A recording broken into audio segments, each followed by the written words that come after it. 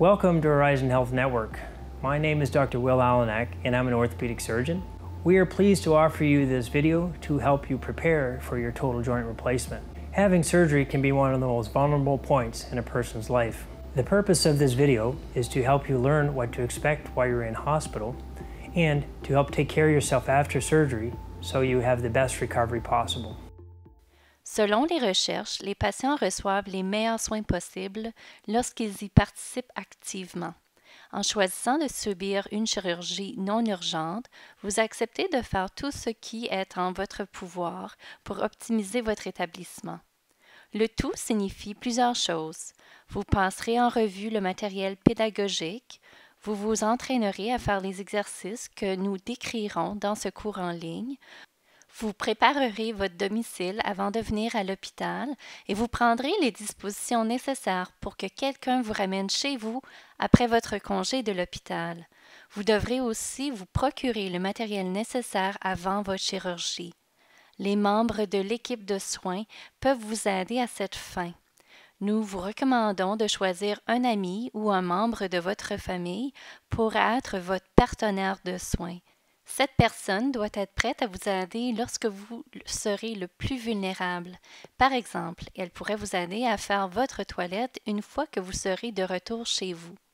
Il est très important de vous assurer de ne pas avoir de troubles médicaux ou dentaires, car ces derniers pourraient entraîner une annulation de dernière minute la journée de votre chirurgie ou encore des complications. Si vous êtes en attente d'un traitement dentaire ou si vous éprouvez des problèmes de dents, les mesures nécessaires pour y remédier devraient être prises avant votre chirurgie de remplacement articulaire. Veuillez signaler toute maladie sous-jacente ou tout nouveau problème de santé qui peut s'être manifesté depuis votre visite avec le chirurgien orthopédique. On pensera notamment aux problèmes suivants: aggravation d'un problème respiratoire existant, bronchite, crise cardiaque récente, pression articulaire instable, difficulté à uriner, plaies non cicatrisées ou changements cutanés anormaux. Il est très important d'aviser votre équipe chirurgicale de tout changement à vos antécédents médicaux, puisque tout nouveau renseignement découvert le jour de votre chirurgie pourrait entraîner une annulation le jour même de votre chirurgie ou des complications graves comme une infection. Nous souhaitons vous rassurer que si vous devez reporter votre chirurgie, un nouveau rendez-vous sera fixé dès que possible. Il pourrait être dans quelques semaines ou dans quelques mois. Le report de votre chirurgien ne signifie pas que vous retrouverez en haut bas de la liste d'attente.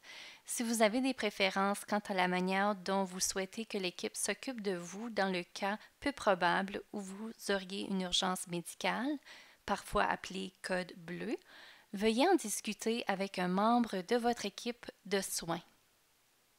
Si vous fumez ou vapotez, nous vous recommandons de réduire l'utilisation des produits de tabac ou de vapotage avant votre chirurgie ou de cesser de les utiliser.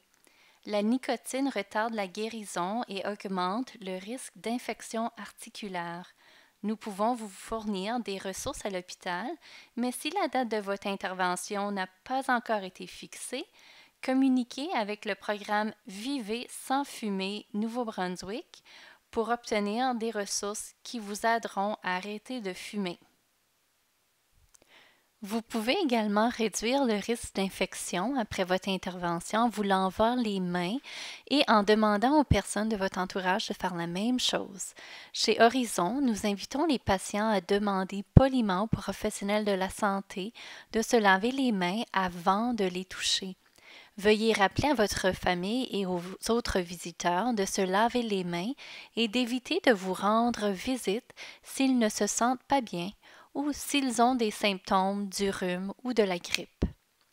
Avant votre chirurgie, vous aurez un rendez-vous à la clinique d'évaluation préopératoire où une infirmière vous téléphonera pour obtenir les informations nécessaires en vue de votre intervention. Lors de ce rendez-vous, les membres de l'équipe de soins de santé examineront vos antécédents médicaux. De plus, vous pouvez subir des examens supplémentaires comme une analyse sanguine, une radiographie ou un ECG. Si vos antécédents médicaux sont complexes, un anesthésiste vous examinera à la clinique d'évaluation préopératoire. Comme votre anesthésiste est responsable de l'ensemble de vos soins pendant la chirurgie, il doit s'assurer que vous êtes en la meilleure forme possible avant cette intervention non urgente. Lors de votre rendez-vous à la clinique d'évaluation préopératoire, apportez tous les médicaments que vous prenez à la maison dans leur contenant d'origine.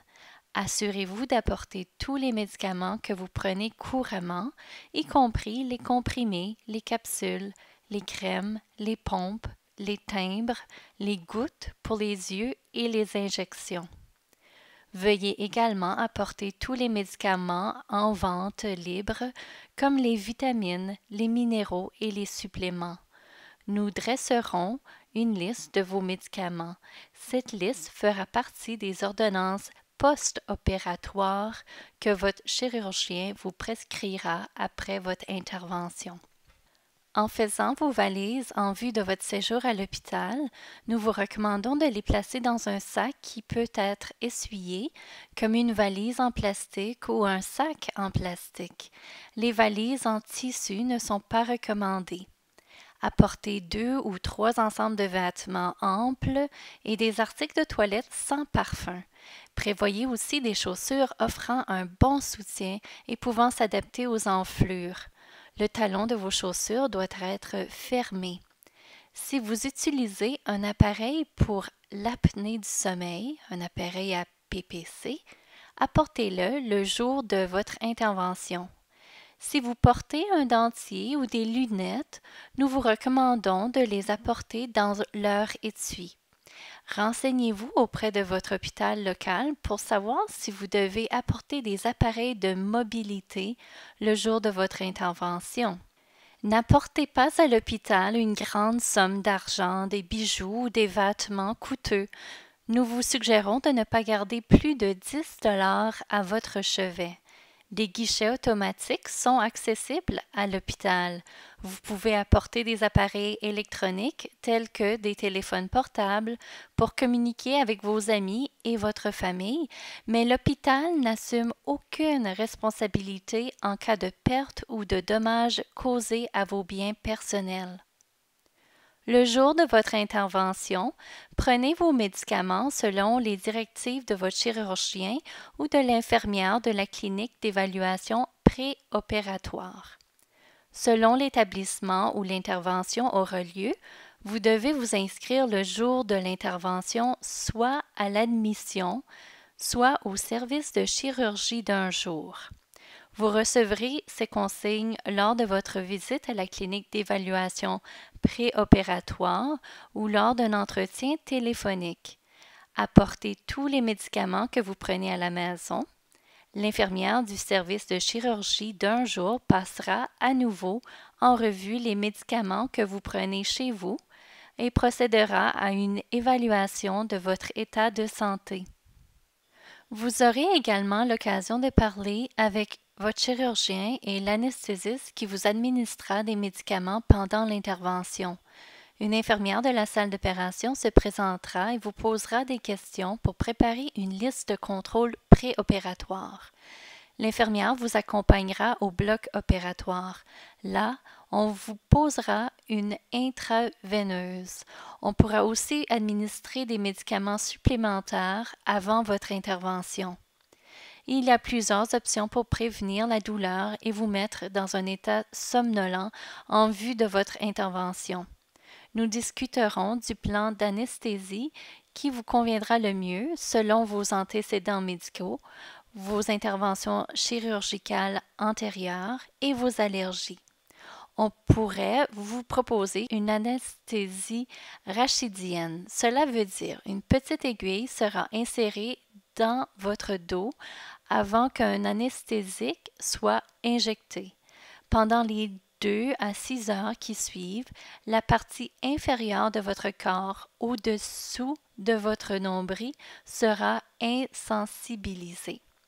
Vous pouvez choisir de rester éveillé et conscient pendant la chirurgie ou vous pouvez demander un sédatif. Si une anesthésie générale est proposée, cela signifie que vous dormirez pendant l'intervention. Il est aussi possible qu'un bloc nerveux vous soit proposé afin de gérer la douleur après votre chirurgie.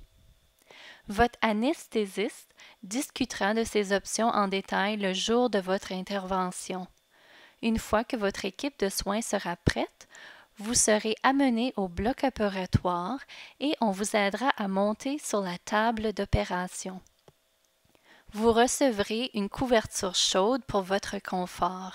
L'équipe de soins effectuera un dernier contrôle de sécurité avant de vous endormir. La durée de la chirurgie peut varier entre 60 minutes et 2 heures et demie, dépendant de plusieurs facteurs, notamment la gravité de votre arthrite et du fait que votre articulation ait déjà fait l'objet d'une chirurgie de remplacement ou non. Au cours de votre intervention, votre famille pourra rester dans la salle d'attente et un membre de l'équipe chirurgicale pourra lui donner des nouvelles lorsque l'intervention sera terminée. La famille pourra également recevoir des informations à la réception de la salle d'opération si nécessaire. Il peut y avoir des exceptions en cas de pandémie si les familles ne sont pas autorisées à entrer à l'hôpital. Après votre intervention, vous serez transféré de la salle d'opération à la salle de réveil. Le temps que vous passerez dans la salle de réveil peut varier en fonction du temps qu'il vous faudra pour vous réveiller et de la disponibilité des lits dans l'unité de soins pour patients hospitalisés. Après votre intervention, notre priorité sera de bien contrôler votre douleur. Une bonne gestion de la douleur a une incidence directe sur le rétablissement du patient. Les patients qui souffrent de douleurs intenses sont incapables de prendre de profondes respirations ou d'effectuer leurs exercices post-opératoires. Le personnel infirmier peut augmenter ou diminuer la quantité de médicaments antidouleurs que vous prenez selon votre niveau de douleur. Il est donc important de lui dire comment vous vous sentez. Demandez des médicaments antidouleurs avant que la douleur ne devienne insupportable. Ne laissez pas la douleur s'intensifier jusqu'au point où vous aurez besoin de médicaments antidouleurs immédiatement. Il est plus difficile de soulager la douleur une fois qu'elle devient insupportable. Dites-nous si les médicaments antidouleurs que nous vous donnons ne vous aident pas à soulager votre douleur. Et dites-nous si vous ressentez de la somnolence, des étourdissements, des nausées ou des démangeaisons. Les nausées peuvent nuire à votre rétablissement. Si vous en avez, demandez au personnel infirmier de les traiter. Certains patients craignent de devenir dépendants des médicaments antidouleurs s'ils en prennent après leur chirurgie. Nous utilisons la dose la plus faible possible pendant la période la plus courte possible. Au fur et à mesure que vous guérirez, la douleur causée par l'intervention diminuera et votre besoin de médicaments antidouleurs diminuera aussi. Pendant votre séjour à l'hôpital, les infirmières surveilleront vos incisions et vous expliqueront comment en prendre soin. Une fois que vous aurez reçu votre congé de l'hôpital, vous pourrez vous en occuper sans l'aide d'une infirmière, mais rappelez-vous de garder votre incision propre et de toujours vous laver les mains si vous touchez la zone autour de l'incision. Les facteurs suivants détermineront le moment où vous serez prêt à recevoir votre congé. Vos signes vitaux sont stables, votre douleur est bien gérée, vous pouvez vous mettre au lit et vous en lever seul ou avec un minimum d'aide.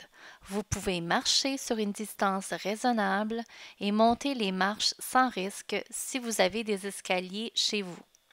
À votre admission, nous discuterons avec vous de la date prévue de votre congé. il vous faudra prendre les dispositions nécessaires pour vous faire accompagner chez vous après votre congé parce que vous ne serez pas autorisé à conduire immédiatement après votre chirurgie. Enfin, vous pourriez avoir besoin d'une aide supplémentaire à la maison pour certaines activités, comme la préparation des repas, la lessive, l'entretien de la cour ou l'organisation des déplacements pour vos rendez-vous médicaux. Nous vous conseillons de prendre ces dispositions avant votre intervention. Le rôle du physiothérapeute est de vous aider à améliorer votre mobilité après votre chirurgie. À des fins éducatives, les pansements se trouvant sur le genou ou sur la hanche servent à indiquer la jambe opérée. Avant l'intervention, il est important de faire de l'exercice tous les jours. Cela vous aidera à vous remettre plus rapidement. Il est préférable de choisir un exercice que vous aimez faire, comme marcher, faire du vélo stationnaire ou nager.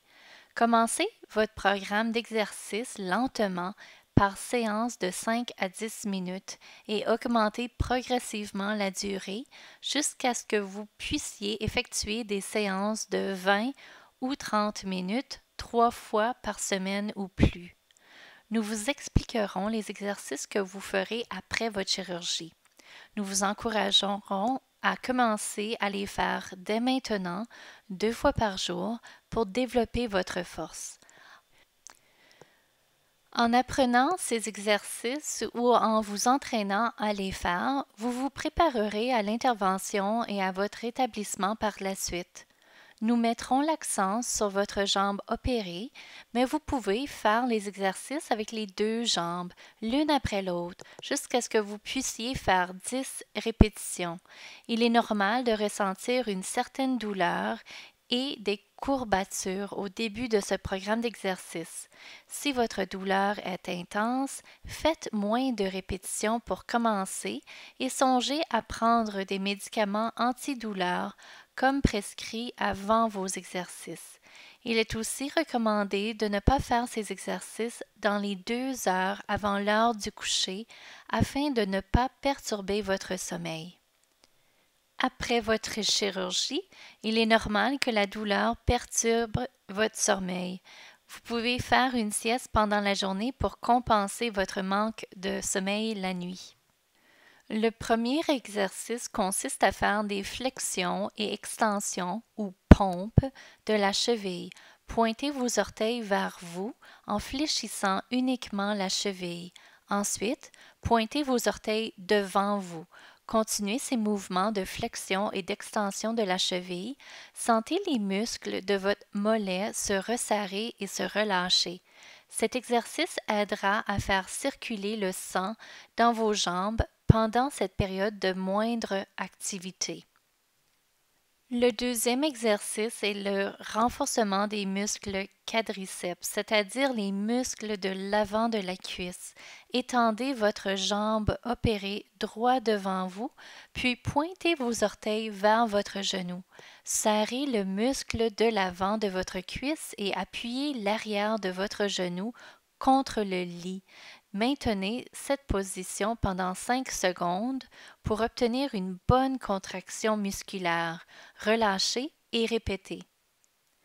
Pour cet exercice, pliez doucement votre jambe opérée en glissant votre pied sur le lit.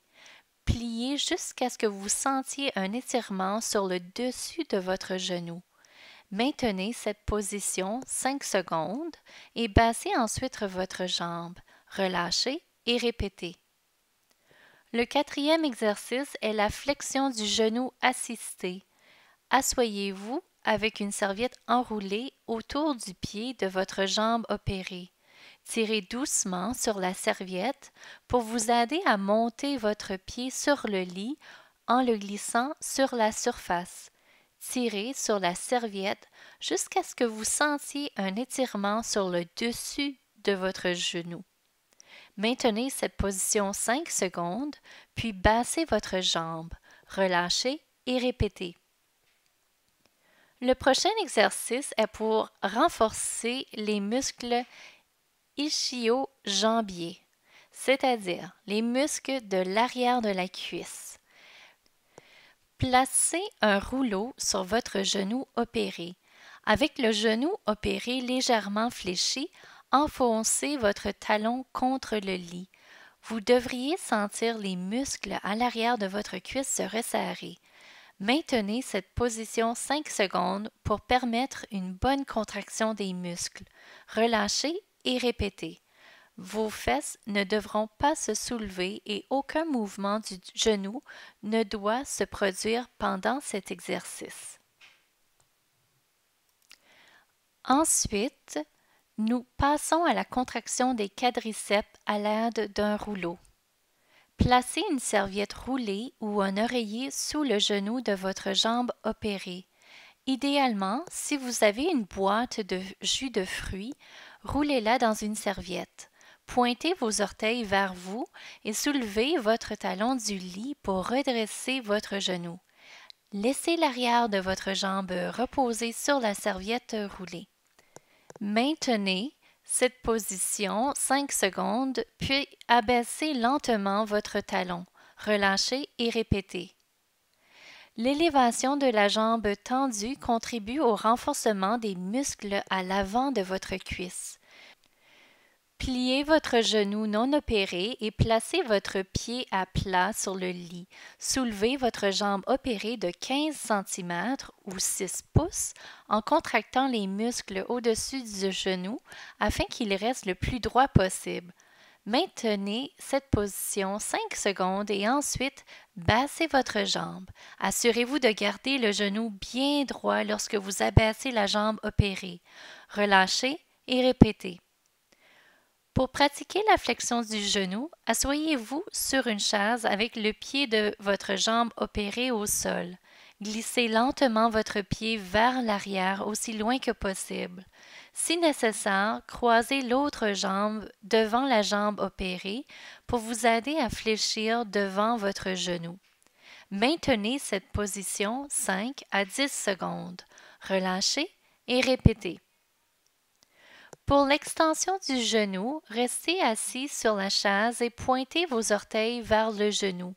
Soulevez votre pied du sol aussi haut que possible tout en gardant votre cuisse sur la chaise. Maintenez cette position 5 à 10 secondes, puis abaissez lentement votre jambe et relâchez. Augmentez graduellement le nombre de répétitions que vous faites jusqu'à vous puissiez en faire 10. L'exercice final est effectué sur une surface plane. Pour vous aider à redresser votre genou, allongez-vous avec un rouleau sous la cheville de votre jambe opérée. Gardez vos orteils pointés vers le plafond. Commencez par 1 minute et augmentez jusqu'à 5 minutes selon votre tolérance. Il est normal que votre genou enfle après cette chirurgie. L'enflure diminuera progressivement par la suite, mais il est important de la traiter en vous reposant, en appliquant de la glace et en surélevant votre genou. Pour aider à soulager la douleur et à réduire l'enflure, appliquez de la glace et surélevez votre genou plusieurs fois par jour pendant un maximum de 15 minutes chaque fois. Par exemple, allongez-vous sur le lit avec des oreillers sous la moitié inférieure de votre jambe. Lorsque vous utilisez des oreillers pour surélever votre jambe, essayez de garder votre genou aussi droit que possible. Évitez de dormir ou de vous reposer avec votre genou plié. Il est recommandé de dormir sur le dos avec la jambe allongée. Lorsque vous êtes en position de repos, ne placez pas un oreiller directement sous votre genou, sinon votre articulation pourrait guérir en position fléchie. Par contre, un oreiller peut être placé entre vos genoux lorsque vous êtes couché sur le côté. Après votre chirurgie de remplacement du genou, il est possible que vous deviez vous rendre à l'hôpital local pour des traitements en consultation externe. Assurez-vous d'avoir pris des dispositions pour vous faire conduire par une autre personne durant 4 à 6 semaines. Les physiothérapeutes ne se rendent pas habituellement chez les patients ayant subi un remplacement du genou. Si vous avez une assurance privée, vous pouvez consulter un physiothérapeute dans une clinique. Nous vous suggérons de prendre votre premier rendez-vous 1 semaine ou 2 après la date de votre chirurgie. De plus, on peut vous dire de ne pas tourner vos orteils ou vos genoux vers l'intérieur ou vers l'extérieur après votre chirurgie. Après votre intervention, vous aurez besoin de certains appareils pour vous permettre de vous déplacer au moins pendant les premières semaines.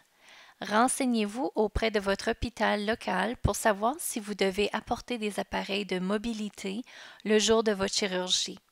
Si oui, vous devrez prendre les dispositions nécessaires chez vous avant la chirurgie. Nous vous montrerons la façon appropriée de vous déplacer à la suite de votre intervention. En utilisant une marchette, portez toujours des chaussures bien ajustées et non uniquement des chaussettes. La hauteur de la marchette doit être adaptée à votre taille. Tenez-vous debout avec les bras à vos côtés. Le haut de la poignée de la marchette doit être aligné avec le pli intérieur de votre poignet. Déplacez la marchette à une distance d'environ 1 pas devant vous. Gardez votre dos droit. Ne vous affaissez pas sur la marchette. Avancez votre jambe opérée la longueur d'1 pas, puis appuyez directement sur les poignées de la marchette. Avancez ensuite avec la jambe non opérée. Cette technique vous permettra de garder votre équilibre. Vous devriez continuer d'utiliser votre marchette jusqu'à ce que votre mobilité augmente grâce à vos séances de physiothérapie. Pour assurer votre stabilité en montant et en descendant les escaliers, une canne ou des béquilles seront nécessaires. Si votre escalier est doté d'une rampe solide sur toute sa longueur, une canne suffira en principe.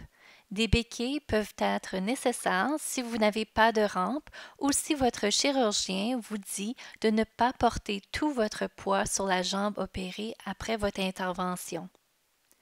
Pour vous rappeler comment monter et descendre les escaliers correctement, voici une astuce. Commencez à monter avec la jambe forte, c'est-à-dire la jambe non opérée, et laissez la jambe opérée sur la marche du bas. Saisissez la rampe et montez votre jambe forte d'une marche, suivie de votre béquille, puis de la jambe opérée. Continuez de cette façon une marche à la fois. En descendant, saisissez la rampe, placez la béquille une marche plus basse et descendez avec la jambe opérée, suivie de la jambe forte, c'est-à-dire la jambe non opérée. Répétez cette technique une marche à la fois. Il est possible que vous deviez faire particulièrement attention à la façon dont vous vous mettez au lit et sortez après votre chirurgie. Pour vous coucher, reculez jusqu'au lit et étendez votre jambe opérée. En utilisant votre jambe forte et vos bras, glissez-vous sur le lit. Tournez lentement votre corps en amenant votre jambe forte sur le lit en premier, puis votre jambe opérée. Pour sortir du lit, glissez-vous jusqu'au bord du lit. Baissez lentement vos jambes du lit et ensuite, tournez votre corps afin de vous retrouver en position assise. Étendez votre jambe opérée et utilisez vos bras et vos jambes fortes pour vous lever du lit. En plus des mesures pour améliorer votre mobilité, vous devrez possiblement prévoir des changements à votre milieu de vie pour répondre aux besoins post-opératoires anticipés. Le rôle de l'ergothérapeute est de vous aider, vous et votre famille, à vous préparer à la vie après l'intervention afin de vous rendre aussi autonome que possible. Je vous donnerai des conseils sur certains équipements et appareils fonctionnels dont vous pourriez avoir besoin pour réduire le risque de chute et maintenir votre confort après votre chirurgie. Après votre remplacement du genou, il y a des mouvements spécifiques que vous ne pourrez peut-être pas faire pendant les 2 ou 3 mois qui suivent. Voici certains mouvements à éviter. Évitez les mouvements brusques et la contorsion soudaine du genou nouvellement opéré. La torsion se produit lorsque l'on pivote sur un pied posé sur le sol. Un mouvement brusque peut aussi entraîner un choc physique au niveau du genou, par exemple lorsque l'on met tout son poids trop rapidement sur le genou. Évitez de vous accroupir de manière trop prononcée, de vous agenouiller ou de mettre tout votre poids sur le genou opéré afin de ne pas exercer une trop forte pression sur votre nouvelle articulation. Par exemple, évitez de vous asseoir sur des sièges bas ou de ramasser des objets par terre puisque ces activités nécessitent des accroupissements trop prononcés. Selon l'environnement dans lequel vous vivrez après votre congé de l'hôpital, quelques changements temporaires pourraient être nécessaires pour que vous puissiez vous déplacer facilement et confortablement. Nous vous recommandons de faire les adaptations nécessaires à votre domicile avant de subir votre chirurgie, car cela pourrait être difficile à faire par la suite. Par exemple, vous pourriez aménager temporairement votre milieu de vie afin de pouvoir demeurer sur un seul étage après votre congé de l'hôpital, de préférence au rez-de-chaussée si possible. Il pourrait être nécessaire de déplacer des meubles, peut-être en installant un lit ou une chaise d'aisance à l'étage où vous comptez rester selon vos besoins. Il est aussi recommandé d'installer des rampes ou d'acheter des accessoires pour vous aider à utiliser les escaliers chez vous. De plus, vous devez enlever les objets encombrants sur le plancher comme les tapis, les moquettes ou les cordons électriques qui pourraient entraîner une chute. Enfin, envisagez de réorganiser le mobilier de manière à vous offrir plus d'espace pour vos aides à marche. Pour favoriser votre confort, votre autonomie et vos capacités fonctionnelles, il est recommandé de placer les articles que vous utilisez fréquemment sur des surfaces situées entre la hauteur de vos épaules et celle de vos hanches. Par exemple, laissez les assiettes et les verres sur le comptoir de la cuisine ou sur la table à manger pour éviter de devoir atteindre les armoires hautes et basses. Dans la salle de bain, mettez les articles que vous utilisez fréquemment sur le comptoir du meuble lavabo. Assurez-vous que le shampoing et les autres articles nécessaires sont à la portée lorsque vous prenez votre bain. Il est important de manger sainement après votre chirurgie pour favoriser le processus de guérison. Vous serez peut-être trop fatigué pour préparer des repas nourrissants après vos chirurgies. Nous vous encourageons donc à préparer vos repas à l'avance et à les faire congeler ou à demander à quelqu'un de préparer vos repas. Une autre option est de faire appel à des services comme Meals on Wheels si un tel service est offert dans votre région. Si vous avez un emploi, vous devez demander un congé pour la période de votre convalescence. La durée du congé varie en fonction de la personne et du type de travail. Consultez votre médecin concernant l'aide et la documentation nécessaire. Si vous jouez le rôle de soignant auprès d'un membre de la famille ou d'un ami, vous devez demander de l'aide temporaire pour la personne en question. Il peut être difficile aussi de vous occuper d'un animal de compagnie après votre intervention. Vous pouvez avoir besoin de l'aide de votre famille, de vos amis ou d'une pension pour animaux. Nous vous recommandons de faire vos courses et votre épicerie avant l'intervention. Lorsque vous reviendrez de l'hôpital, vous aurez besoin d'aide pour faire votre valise, votre épicerie et le ménage. Selon la période de l'année, vous devrez peut-être prendre des dispositions pour l'entretien de la maison, comme pour déneiger ou tondre le gazon. Vous devrez peut-être modifier vos activités quotidiennes et ajouter certains accessoires à votre domicile avant votre congé de l'hôpital.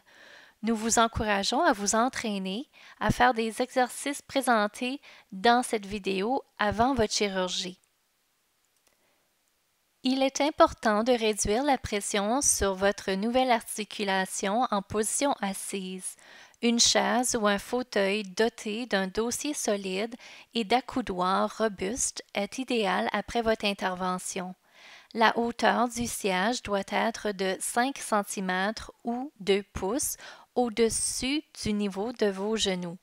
Utilisez un coussin en mousse de haute densité et des rehausseurs de lit pour les surfaces en dessous de ce niveau. Il est plus facile de s'asseoir ou de s'allonger sur des surfaces qui sont plus hautes et plus fermes, et aussi de s'enlever.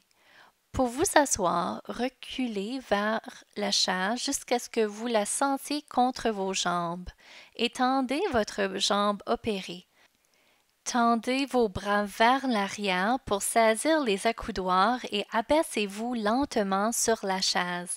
Vos hanches doivent être plus hautes que vos genoux. Pour vous lever de la chaise de manière sûre, glissez vos hanches jusqu'au bas du siège et étendez votre jambe opérée. Relevez-vous de la chaise en appuyant sur les accoudoirs avec vos mains en même temps que vous pressez votre jambe forte sur le sol. Voici quelques facteurs à prendre en considération en choisissant un siège. Évitez les sièges qui bercent, qui pivotent, qui glissent ou qui ont des roues. Une chaise avec des accoudoirs vous aidera à vous lever en gardant votre corps droit et diminuera la pression sur votre nouvelle articulation. La hauteur optimale de votre siège doit être d'environ 5 cm ou 2 pouces au-dessus du pli arrière de votre genou. La hauteur maximale du siège ne doit pas dépasser la partie inférieure de vos fesses. Certaines surfaces, comme celles des banquettes de voiture ou des lits, peuvent être trop élevées. Dans le cas d'un divan ou d'une causeuse, vous pourriez insérer une planche sous le coussin pour le raffermir ou vous procurer une base plus stable pour les transferts. Si vous devez adapter votre mobilier existant, des blocs de chaises ou une plateforme peuvent être construits ou achetés pour surélever une chaise ou un fauteuil. Un coussin ferme en mousse de haute densité est une autre excellente option. Comme le coussin est portatif, il peut être utilisé sur différents sièges comme dans la voiture ou à la maison. Des coussins fermes en mousse se vendent au magasin de fournitures médicales ou au magasin de rembourrage ou de tissu. Si votre lit est trop bas pour permettre des transferts confortables, utilisez des rehausseurs de lit ou ajoutez un matelas supplémentaire. Si la longueur du lit est trop élevée, enlevez les roulettes du cadre du lit ou le sommier pour l'abaisser à la hauteur appropriée. La hauteur du siège de toilette, tout comme la hauteur des autres sièges dans votre résidence, doit être de 5 cm ou 2 pouces au-dessus du niveau de votre genou. Si la hauteur du siège de toilette doit être augmentée pour des raisons de confort, utilisez un siège de toilette surélevé ou une chaise d'aisance. Il y a différentes hauteurs de sièges de toilette surélevés. Si une toilette dotée d'un siège d'une hauteur confortable ou surélevée est déjà en place, un siège surélevé plus court peut être nécessaire. Si la hauteur du siège de toilette est adéquate, vous pourriez avoir besoin d'un cadre de sécurité de toilette pour soutenir vos bras. La plupart de ces cadres se fixent à l'arrière du siège, là où se trouvent les boulons de la toilette. L'installation des barres d'appui peut être une autre option si les murs sont assez rapprochés de la toilette. Faites l'essai de tous les accessoires de toilette pour vous assurer qu'ils sont bien ajustés. Comme la forme des cuvettes varie, il peut être nécessaire de faire des ajustements pour assurer le confort et la stabilité du siège de toilette surélevé. Une chaise d'aisance placée au-dessus de la toilette peut être une solution si un siège de toilette surélevé ne convient pas. Pour vous asseoir sur le siège de toilette surélevé, reculez de la même manière que vous le feriez pour vous asseoir sur une chaise ou un lit. Lorsque vous sentez la toilette derrière votre jambe, allongez votre jambe opérée, pliez légèrement votre jambe forte et, à l'aide de vos deux bras, asseyez-vous sur le siège. Pour vous relever, glissez-vous vers l'avant du siège, allongez votre jambe opérée et poussez-vous vers le haut à l'aide de votre jambe forte et de vos bras. Assurez-vous de pousser contre les deux accoudoirs pour que le cadre de sécurité demeure stable. N'utilisez jamais un porte-serviette ou un porte-papier hygiénique pour vous relever du siège de toilette. Il pourrait se détacher facilement du mur et entraîner une chute. Si vous avez besoin d'un soutien supplémentaire dans la salle de bain, pensez à installer des barres d'appui. Si vous vous levez fréquemment la nuit ou si vous devez parcourir une longue distance pour aller à la salle de bain, vous pourriez utiliser une chaise d'aisance fixe près du lit. Un urinoir est une autre option. Les urinoirs distincts pour hommes et pour femmes sont vendus dans les pharmacies ou les magasins de fournitures médicales. Rappelez-vous que le risque de chute la nuit peut être plus élevé. Notre vigilance et notre temps de réaction sont faibles à ces moments-là. Prévoyez un éclairage de nuit et assurez-vous que l'accès à la salle de bain est bien dégagé en tout temps. Après votre chirurgie de remplacement, il faut éviter de submerger la zone opérée dans l'eau avant que votre incision soit complètement cicatrisée. Voici divers moyens de vous laver après votre chirurgie. Bain à l'éponge, à l'évier ou à votre chevet à l'aide d'un bac. Il faut envisager cette option si vous ne vous sentez pas assez bien pour utiliser la douche ou la baignoire. Le fait d'être assis pourrait vous faciliter la tâche et vous permettre de faire des pauses. Vous pouvez vous laver les cheveux dans l'évier de la cuisine ou de la salle de lavage. Un shampoing sec ou un bonnet pour shampoing sans rinçage offre une autre option. Les deux se vendent dans les pharmacies. Si vous utilisez une douche de plein pied, une chaise de douche peut vous permettre d'éviter de mettre tout votre poids sur votre nouvelle articulation et de réduire votre fatigue. Si vous utilisez une baignoire, un banc de transfert vous aidera à entrer dans la baignoire et à en sortir. Si vous utilisez un banc de transfert pour entrer dans la baignoire et en sortir, deux pattes du banc doivent être dans la baignoire et les deux autres pattes doivent rester à l'extérieur. Ajustez la hauteur du banc de sorte qu'elle arrive à 5 cm ou 2 pouces au-dessus du niveau de vos genoux.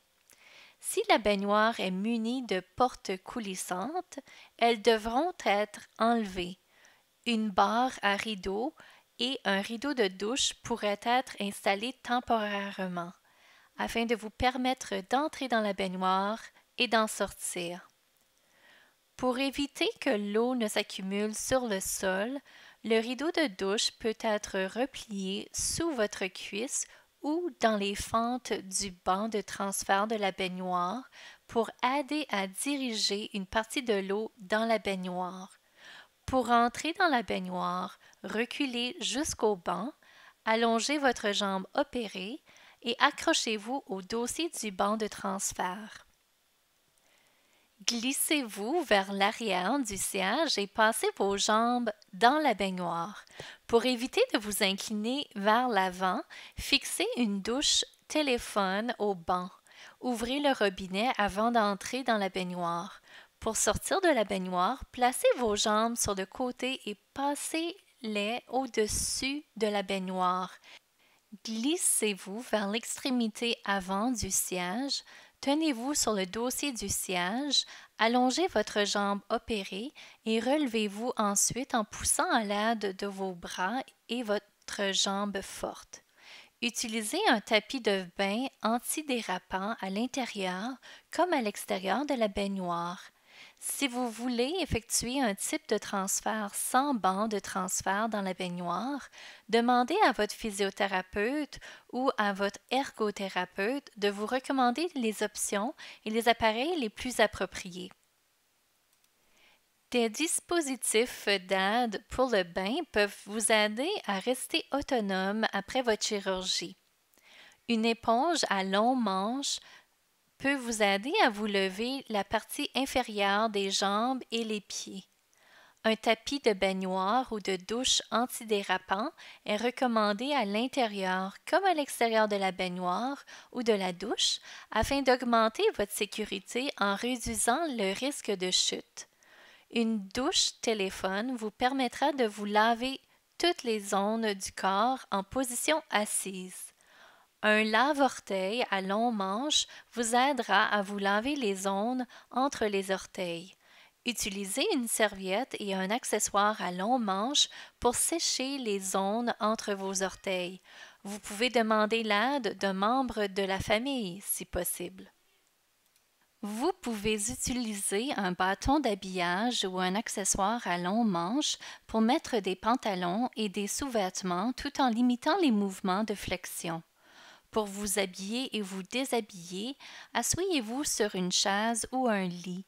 La hauteur de la surface doit être de 5 cm ou 2 pouces au-dessus de votre genou.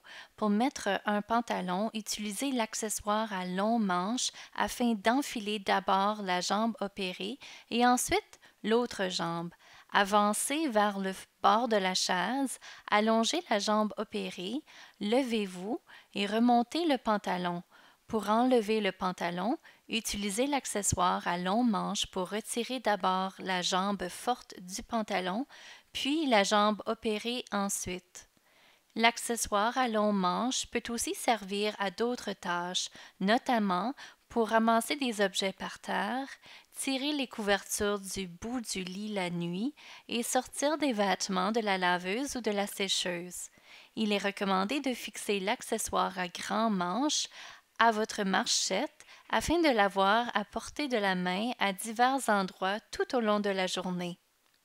Après votre chirurgie, il faut porter des chaussures fermées, c'est-à-dire avec un talon et les embouts fermés.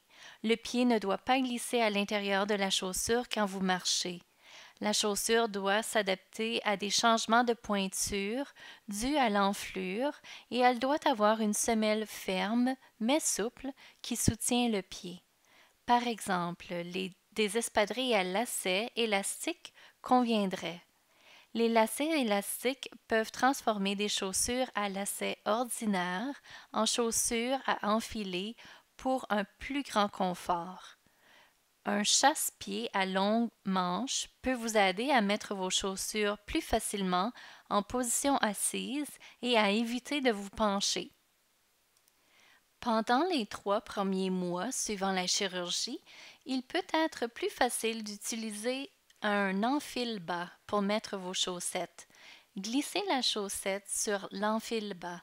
Le talon de la chaussette doit épouser la forme du fond courbé avec 2,5 cm ou 1 pouce de la chaussette dans la partie creuse. Tenez les cordons et placez l'enfile-bas sur le sol. Introduisez lentement votre pied dans la chaussette jusqu'à ce que vos orteils touchent l'extrémité de la chaussette. Maintenant, tirez sur les cordons. L'enfil bas sort et la chaussette passe sur le pied. Pour retirer la chaussette, il suffit de glisser un long chausse-pied dans la chaussette derrière le talon. On peut appliquer de la fécule de maïs ou de la lotion à l'intérieur de l'enfil bas pour faciliter le glissement du pied. Pour éviter les chutes, prenez soin de ne pas échapper de la poudre sur des surfaces dures. Il est recommandé de mettre votre pantalon avant vos chaussettes pour éviter tout frottement.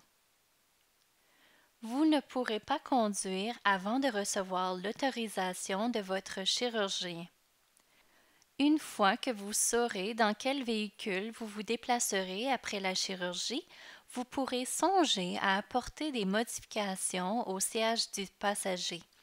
Si possible, déplacez le siège sur lequel vous serez assis pour voir si vous pouvez maximiser l'angle ou utiliser un coussin en mousse de haute densité pour augmenter la hauteur du siège. Il pourrait être utile de recouvrir le coussin ou le siège d'un grand sac à ordures pour vous aider à glisser plus facilement. La barre Handybar et le siège pivotant sont d'autres outils pratiques. La barre Handybar permet de monter et de descendre une voiture à l'aide d'une poignée. Elle se fixe sur le loquet de la porte. Le coussin pivotant a un socle antidérapant qui maintient le coussin en place alors que la partie supérieure pivote pour aider la personne à tourner son corps en vue de s'asseoir dans la voiture. Assurez-vous que le siège du passager est repoussé vers l'arrière et incliné vers l'avant. Reculez vers la voiture. Allongez votre jambe opérée et, en vous soutenant à l'aide de vos bras, asseyez-vous. Glissez-vous vers l'arrière le plus loin possible et entrez ensuite vos deux jambes dans la voiture. Pour descendre de la voiture, sortez lentement vos jambes et continuez de rester incliné vers l'arrière. Allongez votre jambe opérée et glissez-vous jusqu'au bord du siège. Levez-vous en vous soutenant à l'aide de votre jambe forte et de vos bras. Monter dans un véhicule et en descendre peuvent être parmi les tâches les plus ardues après votre chirurgie. Nous vous recommandons de vous exercer à cette technique chez vous avant votre intervention. Avant votre intervention, vous êtes responsable de vous procurer l'équipement dont vous aurez besoin chez vous. Nous vous recommandons aussi de vous entraîner à l'utiliser avant la chirurgie. Le régime d'assurance maladie provinciale ne couvre pas le matériel médical pour usage à domicile. Nous vous encourageons vivement à vous renseigner sur les services et les produits couverts dans le cadre de votre régime d'assurance privé.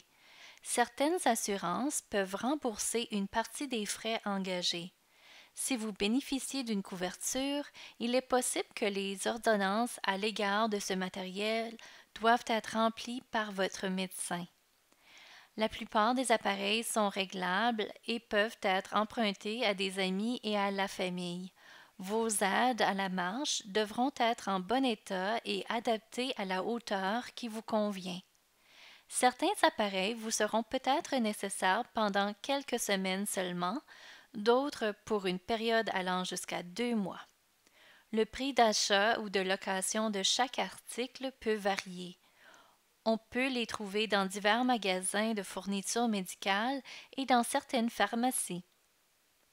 On peut emprunter des appareils à la Croix-Rouge gratuitement, mais la disponibilité des fournitures est restreinte et il peuvent y avoir une liste d'attente pour divers articles.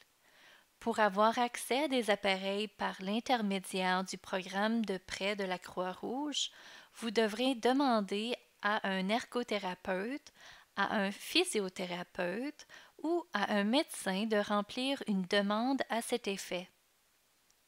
Les pharmaciens travaillent en coulisses pour s'assurer que les patients prennent les bons médicaments. Après une chirurgie, vous recommencerez à prendre un nouveau médicament qu'on appelle un anticoagulant. les anticoagulants rendent le sang plus fluide et réduisent le risque d'un caillot sanguin se forme. Les patients ayant subi un remplacement de la hanche ou du genou sont susceptibles de développer des caillots sanguins. 2 facteurs prévisibles sont en cause. Premièrement, la formation de lésions tissulaires liées à la chirurgie et deuxièmement, l'inactivité de la personne à la suite de son intervention. Certains patients ont également des antécédents de caillots sanguins ou de troubles de la coagulation qui peuvent augmenter leur risque de formation de caillots sanguins post-opératoires. Après votre congé de l'hôpital, il est important de connaître les signes et les symptômes d'un caillot sanguin. Les symptômes d'un caillot sanguin sont les suivants: douleur à la poitrine, étourdissement, essoufflement, sensibilité à la jambe, enflure de la jambe. Ici, il est important de noter que la sensibilité à la jambe est différente de celle liée à votre chirurgie. Si vous avez des symptômes après votre intervention, ne tardez pas à consulter un médecin. Rendez-vous à l'hôpital ou au centre de santé le plus près. N'oubliez pas de signaler que vous avez récemment subi un remplacement du genou ou de la hanche. Pour réduire le risque de formation de caillots, l'hôpital vous donnera un anticoagulant pour rendre votre sang plus fluide. Vous devez continuer de prendre ce médicament après votre congé de l'hôpital. Le choix d'anticoagulants que vous prendrez dépend de vos autres problèmes médicaux, de vos allergies et de votre fonction rénale et des interactions médicamenteuses possibles. Il est important de noter que ces médicaments ne seront efficaces que si vous les prenez selon les directives. À votre congé, vous recevrez une ordonnance pour les jours de votre traitement qui vous restent. Il est important d'apporter cette ordonnance à votre pharmacie le plus tôt possible. Il est aussi essentiel de ne sauter aucune dose de votre médicament pour prévenir des caillots. Si vous éprouvez des problèmes liés à la prise en charge des frais que vous engagez pour l'anticoagulant, communiquez dès que possible avec votre chirurgien. Ne retardez pas le début du traitement. En raison d'une maladie, il est possible que certains patients prennent déjà des médicaments pour prévenir la formation de caillots sanguins. Si c'est le cas, vous recevrez des directives précises sur la manière de les prendre avant votre intervention. Tous les médicaments qui préviennent les caillots peuvent parfois causer des saignements. Après votre chirurgie, évitez toute activité susceptible de provoquer des ecchymoses ou des saignements. Vous pouvez également avoir tendance à saigner davantage après vous être coupé, en saignant du nez ou même en vous brossant les dents. Un changement soudain de la couleur de votre urine ou de vos selles peut indiquer la présence de saignements. Si cela se produit, consultez un médecin. Il est important de noter qu'il y aura un léger changement dans vos selles si vous prenez des comprimés de fer. Certains produits naturels et certains anti-inflammatoires affectent la coagulation du sang. Consultez votre chirurgien ou l'infirmière de la clinique d'évaluation préopératoire si vous prenez un médicament de ce type. En général, les patients qui subissent un remplacement chirurgical de la hanche ou du genou ne voient pas un diététiste pendant leur séjour à l'hôpital, mais une alimentation saine avant et après l'intervention est importante pour vous aider à vous rétablir. Saviez-vous qu'une intervention chirurgicale est un traumatisme majeur pour votre corps? Une bonne alimentation réduira votre risque d'infection post-opératoire. Un poids santé réduira également le stress causé aux articulations par un excès de poids. Si votre médecin vous a recommandé de perdre du poids, Veuillez consulter un professionnel de la santé au sujet d'un programme de perte de poids. Il n'est pas recommandé de suivre un régime d'amaigrissement extrême avant votre intervention, car il peut retarder la cicatrisation des plaies. Avant et après votre chirurgie, vous devez privilégier une alimentation saine offrant suffisamment de calories, de protéines et de fibres pour faciliter votre rétablissement. Si vous avez d'autres problèmes de santé qui nécessitent un régime alimentaire spécialisé, consultez votre diététiste ou votre fournisseur de soins de santé avant d'apporter des changements à vos habitudes alimentaires. Le Guide alimentaire canadien fournit des renseignements généraux sur une alimentation saine. Pour en savoir plus, visitez le site web du Guide. Après votre chirurgie, un régime alimentaire composé d'aliments sains et nutritifs est important, car vous devez consommer suffisamment de calories et de nutriments pour garder le cap sur votre rétablissement. Pour consommer assez de calories, prenez 3 repas par jour. Si vous trouvez que les repas à l'hôpital sont trop petits, demandez de plus grosses portions. Si vous avez encore faim ou si vous trouvez que vous mangez moins que d'habitude, n'hésitez pas à demander des collations. Dans chaque unité, il y a une cuisinette approvisionnée en produits alimentaires et en boissons de base. Les protéines jouent un rôle important dans la nutrition après une intervention chirurgicale pour les raisons suivantes. Elles sont des composantes de base de tous les tissus du corps. Les protéines nous aident à guérir et à combattre les infections. Après une intervention chirurgicale, l'organisme a besoin de plus de protéines et si une infection se développe, ce besoin augmente encore plus.